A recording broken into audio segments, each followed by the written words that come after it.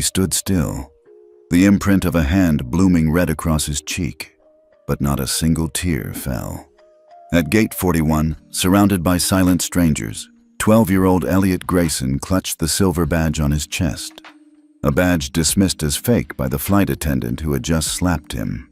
"First class is for real people," she sneered. No one stepped in. No one asked his name. But in 60 seconds, 9 airports would grind to a halt. And the woman who struck him, she'd learned the hard way that some uniforms aren't costumes, and some kids don't need to shout to bring a system to its knees. The gate buzzed with quiet announcements and soft rolling wheels, a usual hum of travel until it cracked under a single sharp slap. The sound snapped across Gate 41 like a gunshot. Freezing time. Elliot Grayson, 12 years old, stood stock still. His pressed navy blazer bore the weight of more than fabric. His chest displayed the silver Justice Override badge, glinting under harsh fluorescent lights. A fresh red mark bloomed across his cheek, and behind the sting, silence swelled. "You don't belong here," hissed Tina Morell, the flight attendant in a pristine uniform that no longer masked the venom in her voice. Her hand trembled slightly, either from the adrenaline of control or the fear that followed after. Passengers behind them stood frozen, eyes darted, mouths opened but stayed silent. Elliot didn't flinch. He didn't speak. He simply reached down to pick up his boarding pass, which had fluttered to the floor beside his worn duffel bag. The badge on his chest gleamed. Tina looked down at him with disdain, her voice rising again, this time for everyone to hear. "This section is for first-class passengers only. Move or I'll call security." Elliot's lips parted slightly. "I have a seat in 1A. His voice was low, clear, controlled. A scoff escaped Tina. "1A? That's not a seat for—" She didn't finish the sentence. Maybe she realized how many phones were already out. Or maybe, deep down, she knew she'd crossed a line but didn't know how to walk it back. Still, she pressed on. "You're playing dress-up, and this, whatever it is," she gestured harshly at his badge, "isn't going to fool anyone." The people around them shifted uncomfortably, eyes bouncing between the boy and the woman. Nobody moved to intervene. Nobody asked what the badge meant. Nobody wondered why a 12-year-old in a formal uniform stood alone in a line reserved for the elite. The silence swallowed them whole. Then Elliot turned slightly to the side, revealing the embroidery on his shoulder, Unit Grayson, in crisp white thread. Below it, a black ribbon sewn diagonally across the seal of the Department of Homeland Security. It wasn't a toy, it wasn't for show. And still, Tina leaned in and whispered, "I don't care whose nephew you are. Rules are rules." The slap had already spoken louder than anything else. Elliot didn't cry. He didn't shout. But something in his stillness shifted. The weight of legacy, of silence, of grief, carved into steel, was already moving beneath his calm surface. Just out of frame, a woman in cleaning uniform paused mid-step, eyes locked on Elliot's badge. Something had been set in motion. Elliot stepped aside, not because he was told, but because he calculated the silence. He took a slow seat against the wall near Gate 41, resting his small duffel beside him. Around him, whispers fanned out like ripples on a still pond. Some passengers resumed pretending they hadn't witnessed anything. Others stared, phones still up, recording, but not helping. The red mark on his face had already begun to dull, but the badge on his chest shimmered under the terminal lights. Oval-shaped, silver, and far too sleek to be a toy, it bore no logo, just a single engraved phrase: "Override Protocol Access, Level 4. No one knew what that meant. Elliot glanced at the clock above the gate. Still 20 minutes before boarding. He breathed in, deep and slow, as if following a rhythm no one else could hear. Then he pressed his thumb to the back of the badge. A small sensor blinked blue once, and nothing happened. No alarms, no flickering lights, no airport shutdown. The badge went still. A few nearby passengers exchanged puzzled looks. One woman in sunglasses murmured, "Guess it's just a prop." Another laughed quietly. "He's probably some senator's kid playing hero." The tension began to deflate, replaced by a creeping wave of skepticism. Tina Morell, standing behind the counter now, shot a triumphant glance in Elliot's direction. Her smirk returned. But Elliot didn't react. He simply pulled his hand back and adjusted the cuff of his jacket. Not out of nervousness, but out of habit. The same habit drilled into him by the man whose name was stitched onto the inside lining. Agent R. Grayson, FBI. His uncle had worn that jacket. His uncle had died wearing it. Still, Elliot said nothing. Not to Tina, not to the bystanders, not even to the two security officers who glanced toward the gate but chose not to intervene. Instead, he opened the side pocket of his duffel, pulled out a matte black tablet, and tapped in a code. The screen stayed dark for 3 full seconds before revealing a series of encrypted icons, none of which resembled commercial software. A delay. Protocol wasn't failing. It was waiting. 3 more minutes ticked by. Nothing on the surface changed, but inside Elliot's badge, a silent handshake request had just been sent to a classified federal node. A handoff had begun, waiting for cross-confirmation from a secondary identity beacon. Elliot knew this. Everyone else saw nothing. To the public, the badge had fizzled. To Elliot, it had whispered, "We're listening." The quiet at Gate 41 didn't last. Whispers replaced stillness, soft and sharp like paper cuts. Passengers leaned toward one another, glancing sideways at the boy against the wall. Elliot remained motionless, eyes on his tablet screen, but his ears caught every word. "Just trying to go viral. His parents probably put him up to it. Must be some kind of performance art."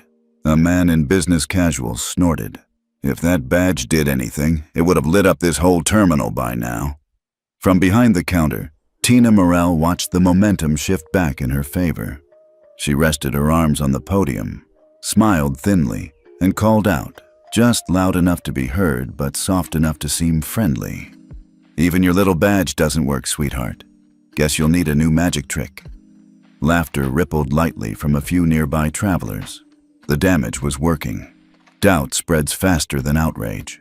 But not everyone was convinced. 3 rows back, near a column with power outlets, a man in a gray hoodie adjusted his camera angle discreetly. He hadn't spoken, hadn't moved since the slap. But now, his fingers flew across his phone. Underneath the bench, a slim rig was already recording, catching the terminal's ambient conversations, Tina's remarks, and Elliot's every quiet move. His name was Nolan Reyes, and while no one recognized him, 2 million people followed his account at Justice Unfiltered, a social journalist known for real-time ethics breakdowns. He never announced himself, he never asked permission, he just recorded. And what he captured next changed everything. Tina turned to a fellow staffer and whispered, "He'll break before boarding. They always do. Give him 10 minutes without attention and they crumble." Click. Nolan caught the sentence. Then, in a single motion, he uploaded a 37-second clip. The slap, the badge press, the blue blink, and Tina's smirk. Caption: "Slapped at Gate 41. You don't belong here," she said. "Who is this kid?" By the time Tina turned back toward the gate, the post had reached 12,000 views. Elliot, still seated, glanced up once, not at her, but at the screen above the gate. It still read, "Flight 2281, on time." No one noticed the tiny flicker behind the text, a code change so small it would have escaped untrained eyes. But Elliot saw it. Just 3 letters, JOP, Justice Override Pending. He exhaled softly. The whispers continued, but the algorithm had already begun to hum. 12 minutes passed. Not 10, not 15, exactly 12. That's how long it took for the sensor beneath Elliot's badge to glow red. Not bright or flashy, just a soft, steady pulse. 1 blink every 3 seconds. No alarms, no announcements. But if you were watching closely, you'd know something had changed. Elliot noticed it immediately. He shifted his thumb across the back of the badge, and this time, the interface on his tablet adjusted. A small icon appeared in the corner. Job AUT. Delay triggered. Awaiting clearance. He exhaled through his nose. This was the part no one ever talked about. The built-in delay protocol. A safeguard. The system wasn't meant to react instantly. Not because it couldn't, but because it needed to confirm that dignity had truly been denied. There were mechanisms, checks, human error was accounted for. But intent? That's what the delay was watching for. At Gate 41, things looked the same on the surface. Tina was now busy with a minor check-in issue. Her tone had returned to that of a polished professional. For the crowd, the drama had passed. For her, the moment was already behind. But down in Terminal 3, across the airport, in a small operations room reserved for federal liaisons, a different screen lit up. A display that hadn't been used in nearly 7 months. The words that appeared were simple. Justice Override Protocol. Layer 1 ping received. Initiating behavior audit buffer. Cross-referencing DHS sibling class authorization. Grayson 12B. A technician blinked at the screen. "Is this real?" he muttered. The man next to him didn't answer. He just picked up a phone and dialed the internal FAA extension. Meanwhile, Elliot sat still, watching the small red light blink on his chest. No one else noticed, except one. The janitorial worker from earlier, the woman who had paused, stared at the badge, and then kept moving, reappeared quietly near the back of the gate. She stood against the wall, arms folded, phone in hand. She didn't record. She didn't speak, but her eyes were fixed on Elliot, and when the red light blinked, she nodded once. Across the tarmac, in a cabin already prepped for boarding, one of the flight display tablets glitched. It flashed for a fraction of a second. Override protocol engaged, awaiting command clearance, before resetting to the usual flight map. No one inside the cockpit noticed. Yet. Back at the gate, Tina glanced toward Elliot and caught the faint red glow. Her smirk faltered. "What now?" she muttered, more to herself than anyone else. Something was beginning, but unlike before, this time, she felt it. Elliot waited until the blinking light on his badge synchronized with the icon on his tablet. 4 blinks, 3-second pause. Repeat. That was the signal. Protocol delay had shifted into standby clearance. Now, the next move wasn't automated. It was his. He didn't hesitate. From the side pocket of his duffel, he pulled a small flip phone. Not the tablet, not a modern smartphone, but a secured, analog-coded device rarely seen outside military zones. It wasn't traceable through civilian towers. It didn't carry apps, just a keypad and one purpose. He dialed, 3 tones, then a silence.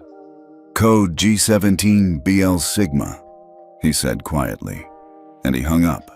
No names, no explanations, no pleasantries, just one code, one call. Across the terminal, the woman in the janitor uniform received a short vibration on her watch. She didn't react immediately, just finished wiping the last surface of a row of chairs, slid her gloves off and tossed them into the cleaning bin. Then, calmly, she walked down the gate corridor, past the newsstand, past the coffee kiosk, and turned into an employees-only hallway. No one stopped her. A minute later, she entered a small maintenance closet, locked the door behind her, and opened the false wall panel near the mop sink. Behind it, a secure terminal glowed faintly. She typed in a login. The screen recognized her retina scan instantly. AUT 8th granted. Agent Rivera, status. Covert oversight. OP Houston Grayson class. Her fingers moved fast. On the opposite end of the airport, 2 gates suddenly displayed error codes on the internal network. Manual override engaged. Routing systems offline. It wasn't enough to cause panic. But the affected systems began to cascade. Delays initiated. Internal monitoring teams flagged the anomalies, but no one knew yet where the signals originated. Back at Gate 41, Elliot slid the flip phone back into his bag, his expression calm. He hadn't looked toward the janitor once. Didn't need to. Because he knew who she was. Agent Rivera had been assigned to shadow watch Elliot since the Justice Override badge had been issued 6 months prior. One of only 5 operatives cleared for juvenile DHS tier oversight. And now, her role had shifted. Not shadow, execution. Tina glanced up from her monitor. She squinted toward Elliot, noticing something had changed. His posture? His stillness? Or was it simply the way people nearby had begun checking their phones as flight updates subtly changed across multiple gates? She couldn't tell, but something in her gut twisted. Elliot hadn't yelled. He hadn't protested. He'd simply made a call.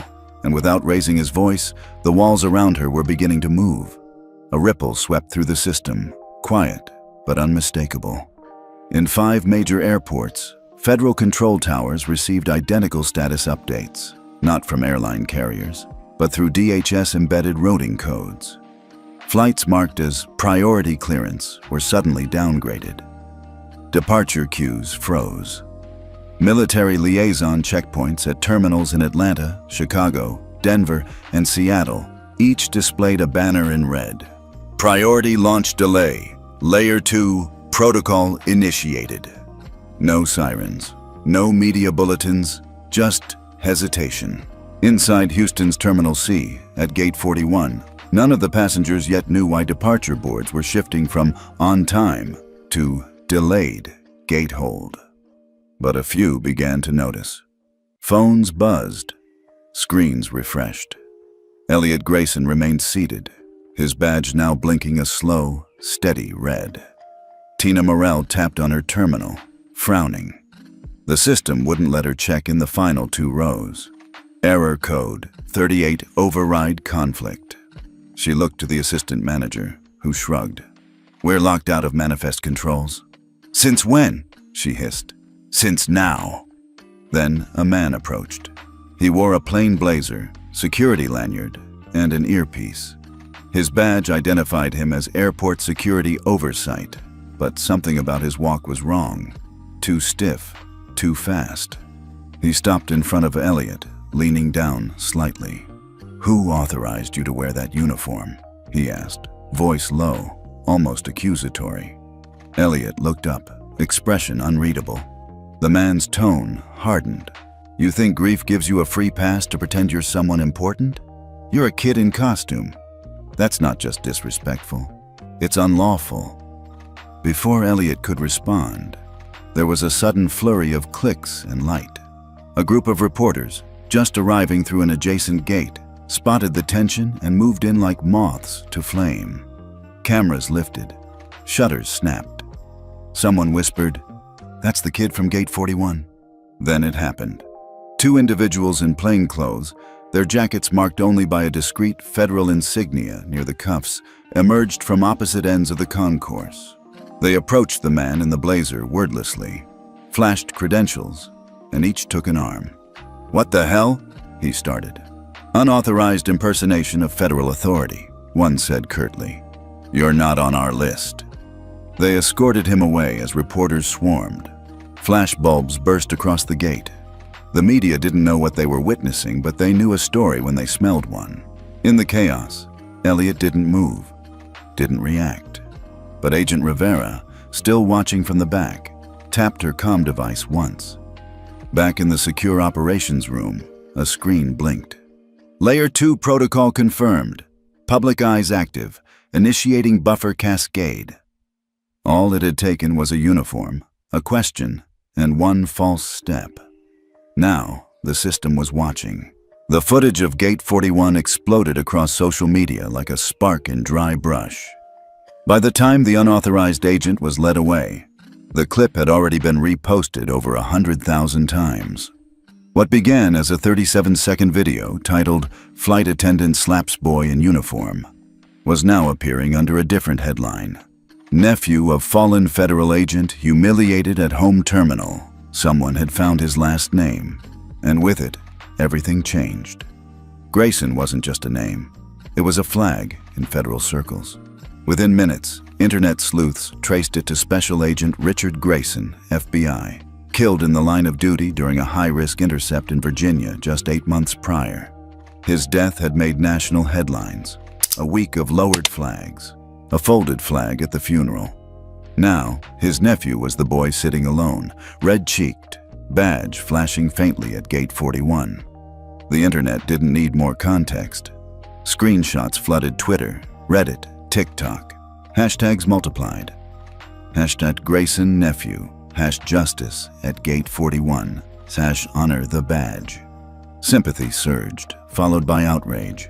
The comment sections burned with fury. Unforgivable. Kids like him should be escorted, not insulted. She slapped a name this country buried with honors. But it wasn't just emotion that escalated the moment. It was a man named Shane Beckett. A field correspondent for Airway Ethics Review, Beckett had seen the viral clip and recognized the badge.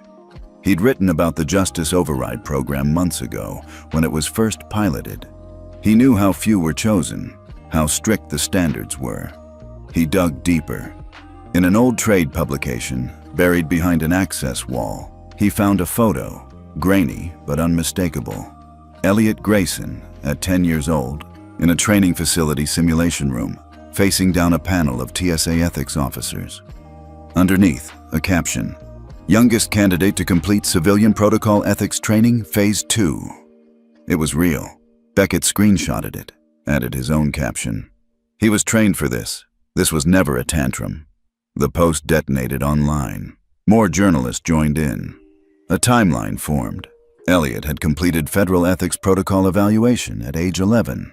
He had been authorized for Level 4 override not as a symbolic gesture, but because he had earned it through simulations tougher than what most adults ever face. Gate 41 was no longer just a gate. It was the ignition point. Inside the terminal, Tina Morrell refreshed her phone and froze. Her smirk drained as the headline loaded. "Who slaps a federal ethics-cleared minor wearing his uncle's badge?" She backed away from the counter, pulse climbing. And Elliot? He sat quietly, because silence wasn't weakness, it was preparation. By noon, Tina Morrell's name was trending, nationwide. Not for tenure, not for professionalism, but for the freeze frame that had circled the globe. Her hand midair, Elliot's cheek turned, eyes steady. Every major outlet had seized it. First-class fury. Badge and blame. Gate 41 shame. Variations of the same headline pulsed across television tickers and phone screens alike. In response, Falcon Wings Airlines moved swiftly, but not wisely. Their official statement landed at 12:47 p.m. The incident at Gate 41 is under internal review. The staff member involved has been placed on temporary leave. We respect all passengers and remain committed to inclusion and dignity. But it wasn't an apology. It was a dodge. And the internet knew it. Thousands of replies flooded the post in under 10 minutes. Screenshots of the slap. Comments from military families. Video of Tina's post-slap smirk. It spiraled. Then came the real twist. An anonymous file leaked to Airway Oversight Watch, a non-profit watchdog group. Within it, an internal memo from Falcon Wings executive meeting dated 11 months ago. Subject line: Proposal to reduce annual ethics compliance budget. Projected savings, 2.4 M. The memo bore the digital signature of CEO Harrison Vale, the same man who, just last week, had posted a LinkedIn article titled, "Why Compassion Matters in the Skies." The hypocrisy was nuclear. Worse, buried in the memo's second page was a direct line. Justice Override Program training for non-federal personnel deemed excessive and optional for FY24. It wasn't just a budget cut. It was a decision to ignore the very system Elliot had been certified in. The leak exploded online.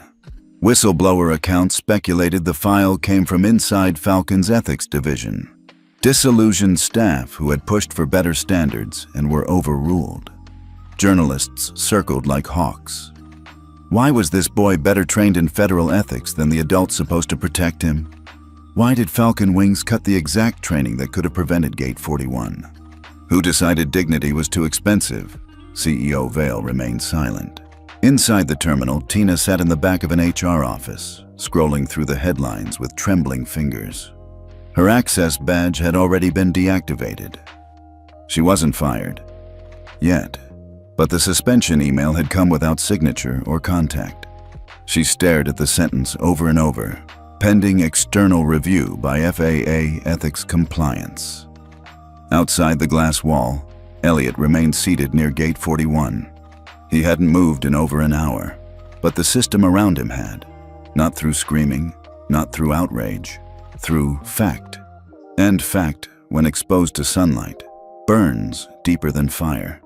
Within 24 hours, Gate 41 wasn't just a location, it was a symbol. News vans parked along the edges of Houston International. Satellite feeds linked coast to coast. Every major network shifted coverage from overseas politics to what was now dubbed the override crisis. Congressional staffers began drafting emergency memos before breakfast. By midday, the Oval Office was briefed. Then came the emergency press conference. Standing before a backdrop of federal and transportation seals, U.S. Secretary of Transportation Melinda Hartley addressed the nation. Her eyes didn't blink. Her voice didn't waver. "This is not about a slap," she began. "It's about who was slapped and what that tells us about the systems we trust." She paused. When a 12-year-old with federal ethics clearance, wearing a memorial uniform, is publicly humiliated by someone paid to ensure safe passage, we don't have a passenger behavior problem. We have a leadership one. The room went silent. Cameras rolled, and behind closed doors, tempers flared. In a flurry of leaked emails, a name surfaced repeatedly. Clay Thorne, Senior Policy Advisor to the Senate Subcommittee on Transportation Standards. Thorne had long been known in bureaucratic circles for killing progressive regulation quietly. No filibusters, no debates. Just quiet red lines and return for revision stamps. 3 years earlier, he'd personally blocked a bipartisan proposal to expand dignity protection protocols to minors, especially those tied to federal service or bereavement. His reasoning, quoted in a 2021 internal draft memo: expanding ethical protections to children introduces unnecessary legal complexity. Air travel policies should be streamlined, not sentimentalized. The leak went viral. The same man who had dismissed honor protections as sentimental was now caught at the heart of a scandal involving the denial of honor itself. Advocacy groups pounced. A Change.org petition demanding Thorne's resignation hit 500,000 signatures in 6 hours. Thorne issued a statement through a spokesperson. "These allegations are politically motivated and misrepresent long-standing policy positions." It didn't help. A clip surfaced of Elliot's silent stare after the slap, overlaid with Thorne's quote from 2021. The internet didn't need commentary. It had context. Back at Gate 41, reporters were now stationed permanently. Camera crews rotated shifts. Federal agents subtly positioned plainclothes personnel across the terminal. Inside the control room, the Justice Override server displayed a new message. Layer 3 protocol threshold approaching. Media integration confirmed. Elliot sat in the same spot. He hadn't spoken publicly. He hadn't moved. And yet, his silence had summoned an army. Because in America, it wasn't just about what happened. It was about who watched. And now, everyone was. Camera lights followed Elliot's every movement, but he gave them nothing. No statements, no interviews, not even a glance toward the microphone shoved near his face when he was quietly escorted from Gate 41 to a private holding room for security. He didn't flinch, he didn't cry, and he didn't speak. Instead, he waited. By the time his new flight boarded hours later, on a different airline, under federal escort, he remained silent, seated in 1A, with the Justice Override badge dimmed against his chest. But others were no longer silent. A passenger seated near Elliot during the delayed reboarding A retired flight instructor named Luann Bridges posted a letter on her blog the next morning. She titled it simply, "The boy didn't fight back. He didn't need to." Her words struck deep. This child wasn't trying to punish anyone. He was reminding us, those of us who wear lanyards and wings and patches, why we entered this profession in the first place. We swore to protect dignity, not just luggage, and we forgot. It went viral, but the real wave came later that afternoon. At first, it was a single post on a small grief support forum, then 3 more on parenting blogs, then Twitter, Facebook, Reddit. Children, some now teenagers, shared eerily similar experiences. All of them had worn military remembrance uniforms or ceremonial pins to honor fallen family. All of them had been dismissed, redirected, or outright removed from first class or military boarding lines. Then came the post that broke everything open. A girl named Maddie, age 9, uploaded a video with her mother's help. She sat in her Sunday dress, holding a folded flag and blinking through thick glasses. "3 weeks ago," she said, "an airline lady told me to leave the fancy seats because playing soldier was disrespectful. I was wearing my grandpa's uniform. He died in Afghanistan. I didn't say anything back. I just cried." The caption read, "I thought it was my fault until I saw Elliot." Not just. Elliot began trending within the hour. The floodgates opened. Emails poured into airline customer service lines. Union reps for cabin crews demanded mandatory ethics retraining. Veterans groups posted joint statements. Military families mobilized en masse, flooding the Department of Transportation with testimonies and demands. In Washington, the Transportation Secretary reread Luann's letter aloud during a late-night debrief. "No," she said softly, "this boy didn't fight back, but somehow he armed a nation." Outside the terminal, reporters still waited for Elliot to speak. But Elliot wasn't chasing justice. He had already delivered it, quietly, surgically. He hadn't delayed his flight. He delayed an entire system's ability to ignore its failures, and the runway for silence was running out. 3 weeks after Gate 41, the House chamber fell into silence as the final vote tally appeared on the screen. Justice Passenger Act. Passed. 412 to 11. A ripple moved through the gallery, not with cheers, but with stillness. The kind of stillness reserved for moments that rewrite how systems breathe. The kind of stillness Elliot Grayson had mastered without ever saying a word. The Justice Passenger Act was concise, just 9 pages, but its implications were seismic. Effective immediately, the Justice Override Badge was recognized as a federally protected designation. Any airline, agency, or employee that interfered with or disrespected a verified holder of the badge would face immediate federal ethics review and civil penalty assessment. No more optional training, no more internal slaps on the wrist. Dignity was now law. The bill included a clause few saw coming. Any past incident involving misconduct toward badge holders could be retroactively reviewed for violations of civil rights protections, especially concerning minors. Which brought them to Tina Morell.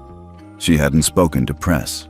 Her lawyer had released a vague statement 2 weeks earlier, calling the slap a regrettable overreaction, but no apology ever came. Now, she received a letter bearing the seal of the U.S. Department of Justice. The opening paragraph was direct. "This correspondence serves as formal notice that you are the subject of an investigation under Section 42, 1983A, pertaining to potential civil rights violations against a federally protected minor." It wasn't just her job on the line anymore. It was her record, her legacy, possibly her freedom. Internal documents leaked soon after showed that FAA compliance officers had flagged Tina not only for the Gate 41 incident, but for a pattern. 2 prior complaints in the past 18 months involving condescending conduct toward grieving military families. Those had been quietly dismissed. Until now. Meanwhile, Elliot remained out of public view. A single photo surfaced from the day the act passed. He stood beside his father outside the Capitol, not in uniform, but in a dark suit and tie. No badge visible, just a boy looking out at a flag. He didn't pose, he didn't wave. He had nothing to prove. Inside a closed session at the Department of Transportation, the secretary addressed her staff. "We're not here because a boy got slapped. We're here because that boy reminded us what silence backed by integrity can do." The loudest lesson came from the quietest seat. The Justice Passenger Act would go into effect July 1st. But the impact, that had already arrived. Tina Morell's name was now etched, not in training manuals, but in legal history. Not as a caution, but as consequence. The boarding announcement came without ceremony. First class now boarding. Passengers requiring additional time may proceed to Gate 11. Elliot Grayson rose from the corner seat of the private lounge, badge tucked beneath his lapel, bag slung over his shoulder. No media presence, no entourage. Just a quiet, solitary walk through the jet bridge. He didn't look back. The flight crew stood straighter when he entered. One attendant gave a slight nod, too subtle for show, but Elliot noticed. He said nothing, simply moved to seat 1A, stowed his bag, and sat. Window seat, always the window seat. He adjusted the headphones over his ears, not to block out sound, but to define the boundary. A signal, not today, not now. The rest of first class boarded in near silence, conversations muted, no champagne clinks, just the occasional glance, curious, then reverent. They knew who he was, everyone did, but no one asked questions. Some stories are too loud to need retelling. As the plane pushed back, Elliot looked out across the tarmac. In the distance, he could just make out Gate 41, now with new signage, new staff, and a rotating message on its digital display. Passenger dignity standards enforced here. He blinked once, then turned away. A few rows back, a businessman in his 50s leaned slightly toward a new flight attendant. Young, fresh-eyed, still reading the cabin like a textbook. He nodded toward seat 1A and said quietly, "Don't touch the badge. Respect it." He didn't need noise to change the sky. The attendant froze for half a second, then straightened. Understood. The plane lifted. 30,000 feet above a country still arguing, still investigating, still rewriting policy. Elliot stared into the clouds. The turbulence didn't bother him. The soft chime of the seatbelt sign didn't distract him. His hands rested over the Justice Override badge, now still, no longer glowing, but no less powerful. Behind him, someone whispered, "That's the boy who rewrote federal law." They weren't wrong, but that's not how Elliot would have told it. He wasn't chasing headlines. He wasn't out for revenge. He wasn't looking to teach a lesson. He was just protecting something sacred, dignity. And for all the systems that had failed, one thing remained. A boy who never shouted, never lashed out, never raised his voice, yet brought an entire industry to its knees. The captain's voice crackled through the cabin. "Smooth skies ahead, folks. Sit back, relax, and enjoy the quiet." Elliot closed his eyes, because he had earned it.